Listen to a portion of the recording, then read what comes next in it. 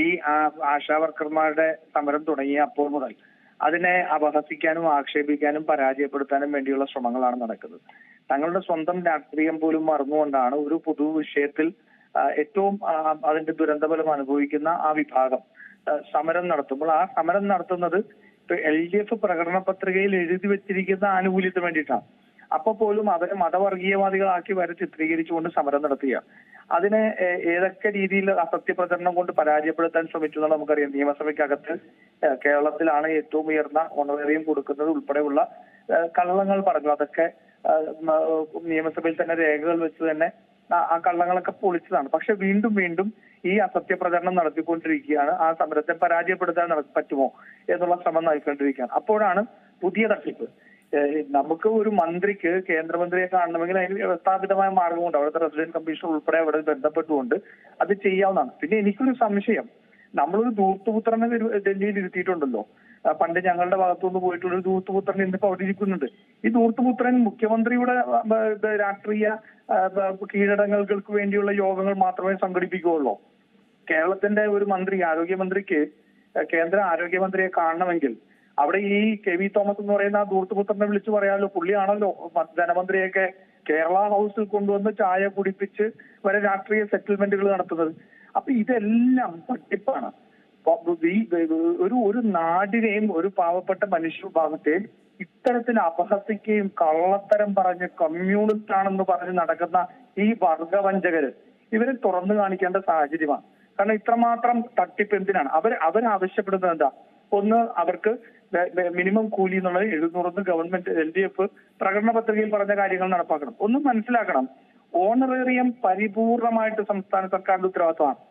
Honorarium കൊടുക്കുന്നതിൽ കേന്ദ്ര സർക്കാരിന് യാതൊരു പങ്കുമില്ല. കേന്ദ്ര സർക്കാർ അതിനകത്ത് വിഹിതം കൊടുക്കുന്നില്ല. ഓണറേറിയം എത്രയാണ് കൊടുക്കേണ്ടത് എന്ന് തീരുമാനിക്കേണ്ടത് സംസ്ഥാന സർക്കാരാണ്. അതുകൊണ്ടാണല്ലോ ഏറ്റവും കൂടുതൽ കൊടുക്കുന്നത് സംസ്ഥാന സർക്കാരാണെന്ന് ആദ്യം ഒരു കള്ളത്തരം പ്രചരിപ്പിച്ചല്ലോ.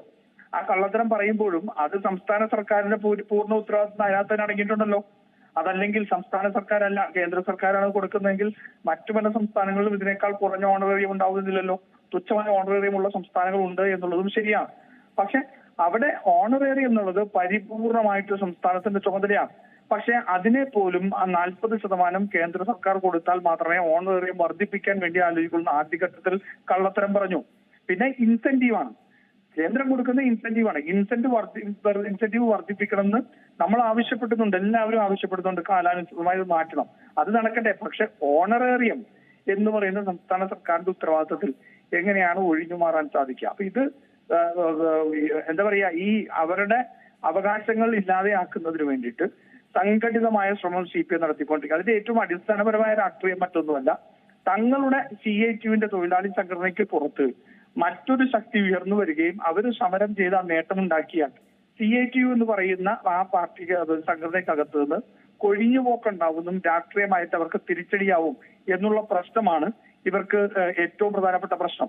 അതല്ലെങ്കിൽ CITU തന്നെ മുൻപ് പറഞ്ഞിട്ടുള്ള ആവശ്യങ്ങളാണ് ഇന്ന് ഈ സമര നേതാക്കന്മാർ ഉന്നയിക്കുന്നത്, പുതിയ ആവശ്യങ്ങളല്ല. അപ്പൊ CITU സമരം നടത്താതെ CITU സംസ്ഥാനത്തിന്റെ സർക്കാർ മേൽവിലാസം സംഘടനയായിട്ട് മാറിയപ്പോൾ അതിന് പുറത്ത് ആൾക്കാർ സംഘടിച്ചുകൊണ്ട് അവർ രാഷ്ട്രീയത്തിനപ്പുറം ഒരു കൂട്ടായ്മ രൂപീകരിച്ച് സമരത്തിലിറങ്ങി ആ സമരത്തിലൂടെ ഈ അവകാശങ്ങൾ നേടിയെടുത്താൽ CITU അപ്രസക്തമാവുമെന്നുള്ള പ്രശ്നം മാത്രമാണ് ഇന്ന് CPM-നെയും CITU-നെയും അലട്ടുന്നത്. അതിനുവേണ്ടിയാണ് ഇവരെ മതവർഗീയവാദികളായും കുറ്റിച്ചൂലുകളായും കീടങ്ങളുമായിട്ടൊക്കെ ചിത്രീകരിച്ചുകൊണ്ട് അവരെ എന്താ പറയുക, ഒരു ലൈംഗിക ആക്ഷേപം പോലും നടത്തിക്കൊണ്ട് ആ സമരത്തെ പൊളിക്കാൻ വേണ്ടി ശ്രമിച്ചുകൊണ്ടിരിക്കുന്നത്. ഇതിൽ രാഷ്ട്രീയ മുതലെടുപ്പ് നടത്തുന്നത് BJP-യും കോൺഗ്രസുമാണ് എന്നും കൂടി പറയുന്നുണ്ട്. കോൺഗ്രസിനെയും നിശിതമായി വിമർശിക്കുന്നുണ്ട് ഇക്കാര്യത്തിൽ. അതെ, രാഷ്ട്രീയം എന്ന് പറയുന്നത് എന്താണ്?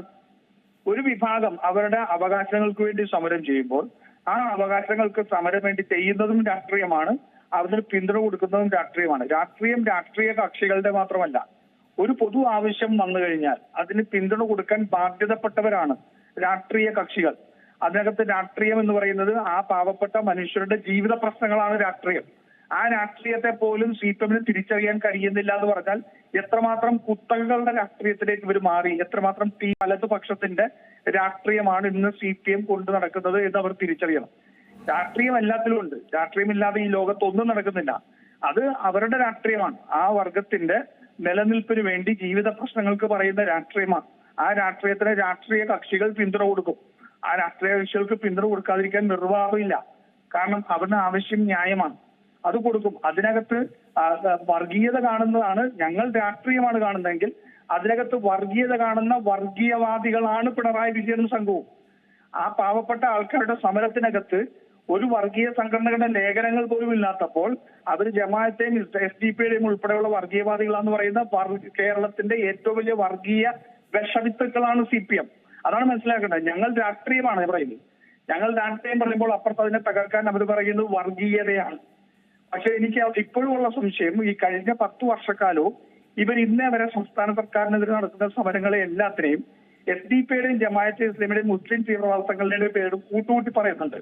പക്ഷെ ഈ 10 വർഷം കൊണ്ട് എന്തുകൊണ്ടാണ് ഹിന്ദുത്വ വർഗീയ ശക്തികളും RSSഉം ഈ സർക്കാരിനെ അട്ടിമറിക്കാൻ വേണ്ടി സമരം നടത്തുമെന്ന് പിണറായി വിജയൻ പറയാത്തത്?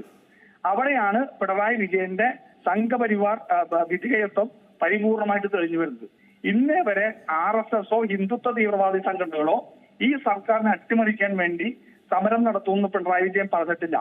പകരം ആശാവർക്കർമാരാണെങ്കിലും ഗെയിൽ പൈപ്പ് ലൈനിന്റെ സമരമാണെങ്കിലും കിനാലൂരിന്റെ സമരമാണെങ്കിലും വിഴിഞ്ഞത്തിന്റെ സമരമാണെങ്കിലും എല്ലാ സമരത്തിലും മുസ്ലിം മതവർഗീയത തെരഞ്ഞെടുപ്പിൽ പോയിട്ടുണ്ട്.